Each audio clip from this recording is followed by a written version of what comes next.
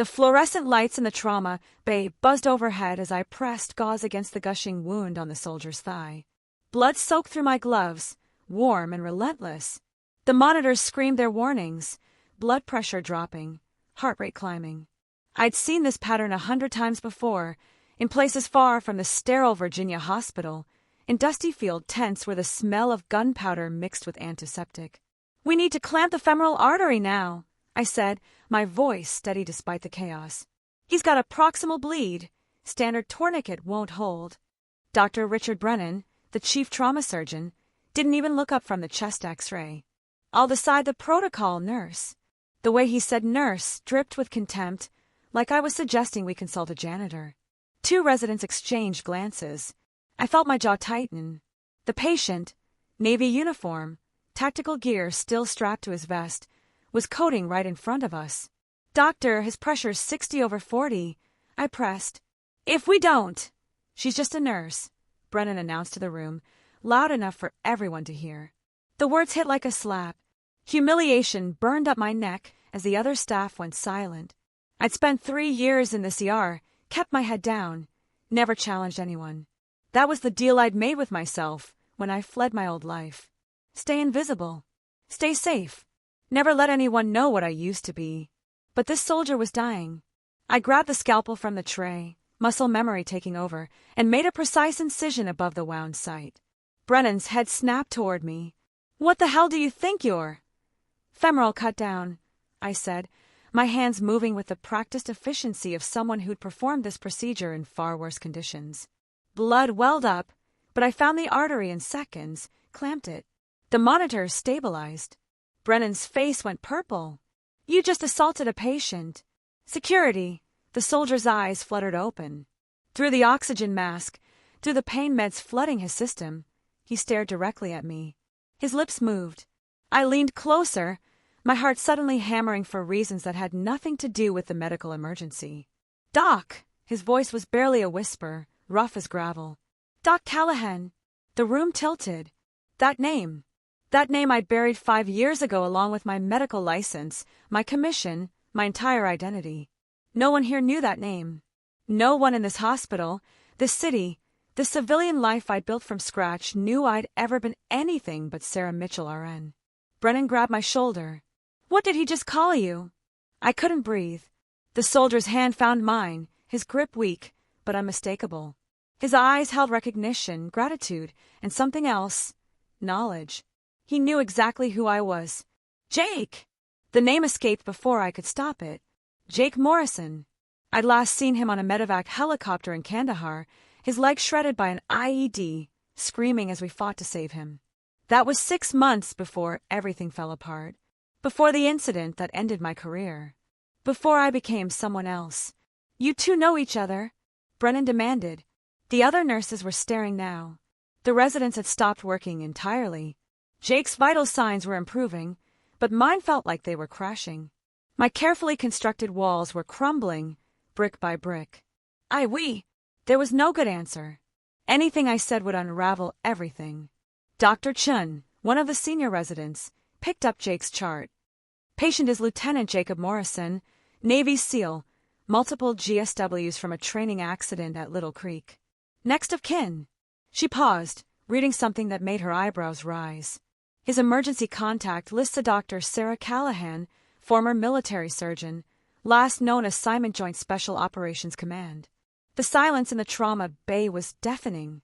Brennan snatched the chart from Chen's hands, his eyes scanning the page with growing fury. When he looked at me again, there was something new in his expression. Shock, confusion, and underneath it all, fear. Fear that the nurse he just humiliated in front of his entire team might actually be something else entirely. "You're a surgeon." His voice came out strangled. Jake's hand squeezed mine again, weaker now as the sedatives kicked in. "Best, combat surgeon." "In the regiment." Jake's voice trailed off as the anesthesia pulled him under. His hand went limp in mine. I stood there frozen, exposed, watching my entire carefully constructed life collapse in real time. Brennan threw the chart onto the counter with enough force to make everyone jump. "My office. Now." His voice was ice. I looked down at Jake's peaceful face, his breathing steady thanks to the procedure I'd just performed, the same procedure that Brennan had been too arrogant to recognize was necessary. The same hands that had saved countless lives in forward operating bases across Afghanistan. The same hands that had failed when it mattered most. Nurse Mitchell, or should I say, Dr. Callahan, my office. Brennan was already walking toward the door. Dr. Chin stepped closer, her expression a mixture of awe and confusion. "You're really a surgeon? A military surgeon?" I peeled off my bloody gloves, my mind racing through options. I could lie. I could run. I could do what I'd done 5 years ago when the Army Medical Corps investigation concluded and I'd voluntarily surrendered my license rather than face the formal board. But Jake had recognized me. The emergency contact was still listed. There was no running from this. I said quietly. A long time ago. The walk to Brennan's office felt like a death march. Through the corridors of Richmond Regional Hospital, past the nursing station where I'd shared coffee and gossip with colleagues who knew nothing about my past, past the break room where I'd eaten countless lunches in peaceful anonymity. All of it was over now. Brennan was waiting behind his desk, his face still flushed with anger. He didn't invite me to sit, explain. Now, where did I even start? I served 8 years as a military surgeon, mostly with Joint Special Operations Command. I worked field hospitals, combat support hospitals, forward surgical teams in Iraq and Afghanistan. The words felt strange in my mouth, like speaking a language I'd forgotten. I specialized in trauma, particularly combat injuries. And you're working as a nurse because... His tone made it clear he thought he knew the answer, that I'd been dishonorably discharged, that I'd committed malpractice, that I was hiding from something criminal. Maybe he wasn't entirely wrong. I surrendered my medical license 5 years ago. Voluntarily. That was the technical truth. During a mission in Helmand Province, Special Forces team got ambushed, multiple casualties. One soldier, Private First Class Marcus Webb, 22 years old, had a tension pneumothorax. I performed an emergency thoracostomy. Standard procedure. I could still see Marcus's face, still hear his breathing, still feel the precise moment when everything went wrong. He died on the table. Brennan's expression didn't soften. Combat surgeons lose patience. That's not grounds for surrendering a license. The Army investigation found that I used faulty equipment, a chest tube that had been improperly sterilized. There was a bacterial contamination. He developed sepsis, multi-organ failure. He might have survived the initial injury, but the infection... My voice cracked. I cleared my throat, forced myself to continue. I was the senior medical officer. Equipment integrity was my responsibility. I signed off on that supply shipment. The official report had been clear. No evidence of negligence, no criminal wrongdoing, but a failure in the chain of command that resulted in the death of a soldier. They'd offered me a transfer, a desk job in Germany, a chance to continue my career away from the field. Instead, I'd resigned my commission and walked away from medicine entirely. For 6 months, I'd lived in a studio apartment in Baltimore, barely leaving the bed. Then I'd enrolled in an accelerated nursing program under my mother's maiden name, Mitchell, and started over. Smaller role, less responsibility, less chance to destroy someone's life with a single mistake. Brennan studied me with hard eyes. So you've been practicing under a false name? Sarah Mitchell is my legal name now. I changed it officially. My nursing license is legitimate. I completed the program, passed the NCLEX, went through the same background checks as anyone else. But you didn't disclose your previous medical credentials. I disclosed military service. I didn't lie on any applications. It was a technicality, and we both knew it. He leaned back in his chair, calculating. I could see the wheels turning. How to use this information, whether I represented a liability, whether he could leverage my secret to make me disappear quietly.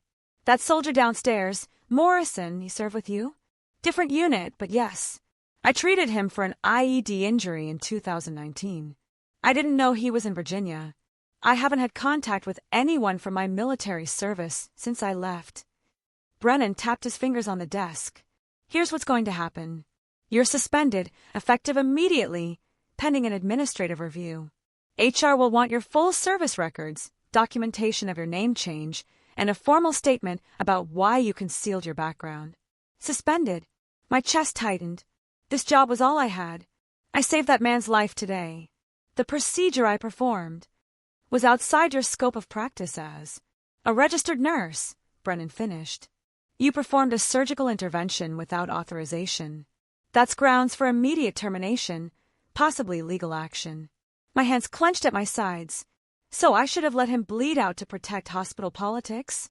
You should have followed protocol. He stood, signaling the meeting was over. Clean out your locker. HR will contact you within 48 hours. I walked out of his office in a daze. The hallway seemed longer than before, the fluorescent lights harsher. 3 years of rebuilding, of proving I could still help people even in a diminished capacity, gone in minutes. All because I'd saved a man's life. By the time I reached the staff locker room, word had spread. I could feel the stares, hear the whispered conversations cutting off as I passed. Sarah Mitchell, the quiet night shift nurse who never caused trouble, was actually a disgraced military surgeon hiding in plain sight. The gossip would be vicious. I grabbed my backpack from the locker, shoving in the few personal items I kept here. A spare sweater, granola bars, a photo of my parents from before my dad's cancer took him. My phone buzzed. Unknown number. I almost ignored it, then saw the text. ICU. Room 347. Please come. Jake Morrison. Every instinct screamed to leave, to go home, to hide like I'd been doing for 5 years.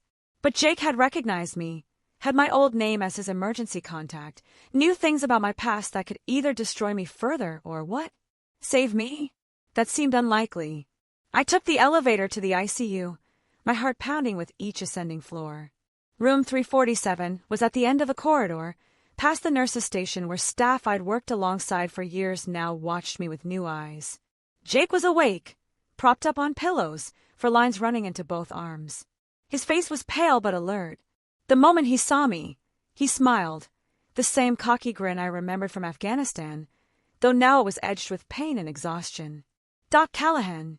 Knew those hands anywhere. I closed the door behind me, checking that the blinds were drawn. It's Sarah Mitchell now, and I'm not a doctor anymore, Jake. Bullshit. You just performed a femoral cut-down with a room full of people staring at you. That's not nurse work, that's surgeon instinct. Save my ass, by the way. Again. He shifted, wincing. Second time you've kept me alive.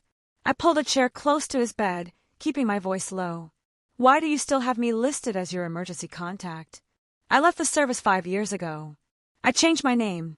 How did you even find me? Jake's expression grew serious. I didn't find you. I didn't even know you were here until I woke up and saw your face. But I never changed my paperwork because... He paused, seeming to choose his words carefully. Because you saved my life in Kandahar, and because I knew what happened after wasn't your fault. The room suddenly felt too small. The investigation cleared me of negligence. The investigation was garbage, and everyone in the regiment knew it. Jake's voice hardened. Marcus Webb died because someone in the supply chain screwed up, not because you made a mistake. But they needed someone to take the fall, and you were command level, so... He made a gesture that encompassed the injustice of it all. I never believed it. None of us did. Tears burned behind my eyes. I'd spent 5 years carrying the weight of Marcus's death, convinced that even if the official report exonerated me, I'd still failed in some fundamental way. Hearing Jake say the words I desperately needed to hear back then, it cracked something open inside me. It doesn't matter what anyone believed.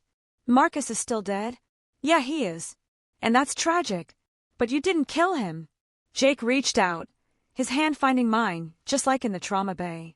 You've been punishing yourself for half a decade for something that wasn't your fault. Working as a nurse when you're one of the best trauma surgeons I've ever seen, and I've seen a lot of combat medicine. That's not justice, document. That's just waste. A knock on the door made me jump. Dr. Chin poked her head in, her eyes widening when she saw me. Oh, I didn't know you were. I can come back. It's fine, Jake said before I could respond. Dr. Chun, right? You were in the trauma bay. Chun nodded, stepping inside cautiously. She looked between Jake and me, clearly curious, but professional enough not to ask directly. I wanted to check your vitals, Lieutenant Morrison, and see how you're managing pain. While she worked, taking blood pressure and temperature, I stood to leave. Jake's hand shot out, grabbing my wrist. Don't go. Please. Chin finished her notations, then turned to me. For what it's worth, what you did downstairs, the femoral cut down, it was textbook perfect. I'm a third-year surgical resident, and I've never seen it executed that cleanly outside of an OR. She hesitated. Dr. Brennan he's brilliant, but he has a blind spot about nurses. He doesn't trust any medical judgment that doesn't come from a physician. It's his biggest flaw. That blind spot almost cost me my life, Jake said flatly. Chin nodded slowly. I'm going to include that in my incident report. What happened today wasn't protocol violation. It was appropriate emergency intervention by someone with advanced training. You saved his life. She looked at me directly. I don't know what happened in your past, and it's not my business. But I saw what I saw. After she left, Jake pulled me back to the chair. See, you're not the villain here, document. Sarah. I corrected automatically. I'm Sarah Mitchell now. That other person, Dr. Callahan, she doesn't exist anymore. Maybe she should. Jake's voice was gentle but insistent. Maybe it's time to stop hiding. Before I could answer, voices erupted in the hallway. Loud, authoritative, multiple people talking over each other. The door burst open. A woman in her 50s with Jake's same jawline and fierce eyes strode in, followed by a man in a Navy uniform with more medals than I could count. Jake's mother, and I recognized the insignia, Rear Admiral. Jake's mother rushed to his bedside, her hands immediately checking him over with the practiced efficiency of someone who'd spent a lifetime worrying about a son in dangerous professions. Jacob Andrew Morrison, when they called me about a training accident, I thought. Her voice broke. Then her eyes landed on me, standing awkwardly by the window. Who are you? Mom, this is Dr. Sarah Callahan. The Rear Admiral interrupted, stepping forward. His voice carried the weight of authority and something else, recognition. Or she was, until she resigned her commission 5 years ago. He extended his hand to me, formal and respectful. Rear Admiral James Cortland. I was CO of Naval Special Warfare Group 2 when you were with JSOC Medical. We met briefly in 2018. I shook his hand, my mind reeling. Admiral Cortland. I remember. I also remember the incident that ended your career. Marcus Webb. His expression remained neutral, but his tone shifted. I reviewed that investigation personally. The supply chain contamination wasn't your fault, Doctor. The report should have made that clearer. Jake's mother looked between us, confused. Someone want to explain what's happening? For the next 10 minutes, Jake and the Admiral took turns explaining my service record, my surgical skills, what I'd done in the trauma bay, and why I'd been working under a different name as a nurse. Jake's mother, Catherine Morrison, she insisted I call her, listened with the focused intensity of a lawyer, which I learned she was. When they finished, she turned to me with fierce eyes. So you saved my son's life today, and that pompous surgeon downstairs humiliated you and suspended you for it? It's more complicated than... No, it really isn't. Catherine's voice could have cut steel. Jake could have died if you hadn't acted. That's not complicated. That's malpractice on the hospital's part for not recognizing qualified medical personnel. She pulled out her phone. I'm calling our attorney, and the hospital director, and possibly the local news. Mrs. Morrison, please, I started, but Admiral Cortland raised his hand. Actually, doctor, let her make those calls. Because there's something else you should know. He pulled a folder from his briefcase. When had he had time to bring a briefcase to a hospital emergency? And handed it to me. 3 months ago, the Army reopened the investigation into Private Webb's death. New evidence emerged from a whistleblower in the medical supply contractor that handled shipments to your unit. My hands trembled as I opened the folder. Official documents, emails, testimony transcripts. The supply company had been falsifying sterilization records for over a year, Cortland continued. They knew the equipment was contaminated. They shipped it anyway to meet quotas and avoid financial penalties. 17 soldiers across multiple units developed infections from their supplies. Marcus Webb was one of them. You were the only surgeon who reported concerns about the equipment quality before someone died. The words on the page blurred. I don't understand. They told me, the investigation said. The first investigation was incomplete, Cortland said quietly. The Army didn't have a full picture. But they do now. As of 6 weeks ago, your name was officially cleared of any wrongdoing. The supply company executives are facing criminal charges. And there's a formal letter here from the Surgeon General, apologizing for the institutional failure that led to your resignation and offering full reinstatement of your medical license and commission if you choose to return. I couldn't breathe. 5 years. 5 years of carrying the weight of Marcus's death, of believing I'd failed him, of hiding from who I was. And it was all based on incomplete information. Jake squeezed my hand. See, Doc? I told you it wasn't your fault. Catherine Morrison was already on the phone, her voice sharp and authoritative as she spoke to someone who was clearly being dressed down. Admiral Cortland gave me a moment, then spoke again. You don't have to decide about military service right now, but you should know that your skills are still needed, Doctor. Whether that's in uniform or civilian life, that's your choice. But stop hiding. The door opened again, and this time it was Dr. Chin accompanied by a man in an expensive suit, the hospital director, I realized. Behind them was Dr. Brennan, looking like he'd rather be anywhere else. The director approached me, his expression carefully neutral. Dr. Callahan, or Ms. Mitchell, if you prefer, I've just been informed of several facts that change the situation considerably. I understand there's been a misunderstanding about your qualifications and the appropriateness of your actions today. Brennan's face was red, but he stayed silent. After reviewing the incident with Dr. Chun and Lieutenant Morrison's family attorney, the director continued, shooting a wary glance at Catherine Morrison, who smiled like a shark. It's clear that you acted appropriately given your training and the immediate threat to the patient's life. Your suspension is lifted, effective immediately, and we'd like to discuss your future role here at Richmond Regional. Her future role? Catherine's voice cut through the room. After your chief surgeon publicly humiliated her? I don't think so. Mrs. Morrison, the director began, but she wasn't finished. My son is alive because Dr. Callahan had the courage and skill to act when your staff physician's ego got in the way of proper medical care. She deserves an apology at minimum, and quite frankly, she deserves better than this hospital. The director turned to me. Dr. Callahan, I sincerely apologize for how you were treated today. If you're willing to stay, we can discuss credentialing you as an attending physician in our trauma department. Your military service and experience more than qualify you.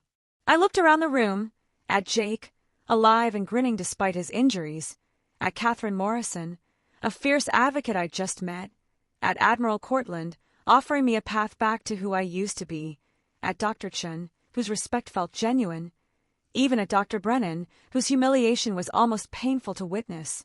Then I looked down at my hands, the same hands that had saved Jake twice now, the same hands that had tried to save Marcus, the same hands that had been performing nursing tasks far below their capability for 3 years because I'd been too afraid and too guilty to be who I really was.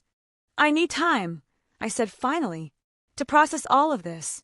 But thank you for the apology. Over the next 2 weeks, everything changed. The Army's official exoneration became public record. Catherine Morrison made good on her threat to involve the media, and suddenly I was the subject of news stories about military medical heroes working in civilian hospitals. The attention was overwhelming and unwanted, but it came with unexpected benefits. Richmond Regional offered me a position as trauma attending with a formal apology and a substantial salary increase. 2 other hospitals made competing offers. Admiral Cortland called twice more, extending the military's offer to return to service. But the most important call came from Marcus Webb's parents. His mother cried as she told me that knowing the truth about what happened, that it wasn't medical error but corporate negligence, had given them closure they desperately needed. She thanked me for trying to save her son. I cried too, finally grieving not just for Marcus but for the 5 years I'd lost to unnecessary guilt. In the end, I accepted the position at Richmond Regional, but not as an attending. Instead, I negotiated something new. A hybrid role where I would split time between the trauma bay as a supervising physician and the ICU as a nurse educator, training staff on advanced emergency procedures. I would bridge both worlds, honoring the skills I'd gained as a surgeon and the humility I'd learned as a nurse. Dr. Brennan transferred to another hospital 2 months later. Dr. Chin became my first resident mentee. Jake Morrison recovered fully and returned to active duty, but not before taking me to dinner 3 times, insisting each time that he owed me his life twice over. We stayed friends, texting occasionally about nothing important. And sometimes, late at night when the trauma bay was quiet, I would look at my hands and remember Marcus Webb.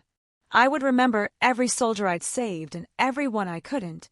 But I no longer carried the weight of blame that didn't belong to me. My name was Dr. Sarah Callahan again. And this time, I wasn't running from it. 5 years of hiding couldn't erase who I was meant to be. The surgeon's words, "She's just a nurse," had exposed my secret, but they'd also freed me from the prison I'd built around myself. Jake Morrison whispering my name wasn't just recognition. It was a reminder that the past doesn't define us unless we let it. Sometimes the people we save end up saving us right back. Have you ever felt like you had to hide part of yourself to survive?